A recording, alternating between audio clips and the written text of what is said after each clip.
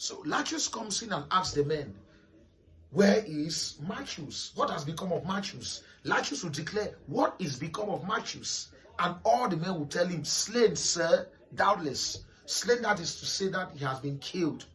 Now Lachius, oh noble fellow, who sensibly outdares his senseless world, and when it bows, stands up, thou art lost Malchus, a carbuncle entire as big as thou art were not so rich a jewel. You see, the whole speech there, Lachius is eulogizing about the bravery of Caius Marcius. He likens Caius Marcius to a rich jewel, somebody who has the kind of courage that even Cato, the Roman god, would admire. His fierceness, his courage, his ability to charge into the gates, even without backup from his men, is something that Lachius will admire.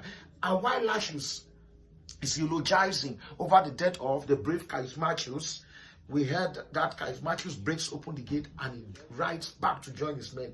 And then the first soldier, look, sir, oh, it's Marcius. Let's fetch him off or make remain lie. You see, Caius now rides back to join his men and morals are high. At the end of the day, Marcius is not dead. So Marcius has fought bravely, killed the vultures, opened up the gate, and he charges back to his camp. Now that explains why he'll be named Coriolanus, because without Caius, the Romans probably would not have won the battle.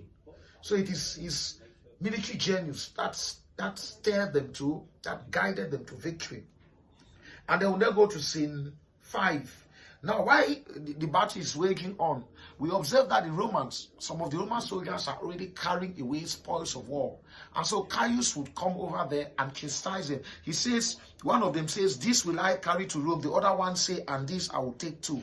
And while they are at it, Caius says, see these movers, that to prize their hours at a cracked drachma, cushions, leaden spoons, irons of Duat, doublet. So Caius is making a mockery of his men, because the men are carrying spoils of war, spoons, other items, objects made of cushions, spoons, all those kind of things. They are carrying them from from Coroli, the city that they've just conquered. So Caius is not at it, and so Caius is after Tullus Aufidius, because Tullus Aufidius is the head of the snake that has to be cut off. Tullus is the one who leads the Volscian army against the Romans, and so he's their best fighter. So Caius would want to always challenge Tullus Aufidius at battle, and so Marcius then tells Lachius, that's praise me not, my work had not yet won me. Fare you well, the blood I drop is rather physical than dangerous to me. To Aufidius, thus I will appear and fight. That's Marcius. So Lachius begins to praise him for his bravery, but Caius tells him that don't praise me yet. My work is not done. I am going to seek Aufidius and I will challenge him on a one-on-one combat. He therefore tells us that Caius sees the battle more like service to Rome. That is why we admire him, because he doesn't see the need why the men should be praising him, giving him outlandish praises. So he sees the battle as a personal service that he renders to his country. That is why we admire him as somebody who demonstrate that brave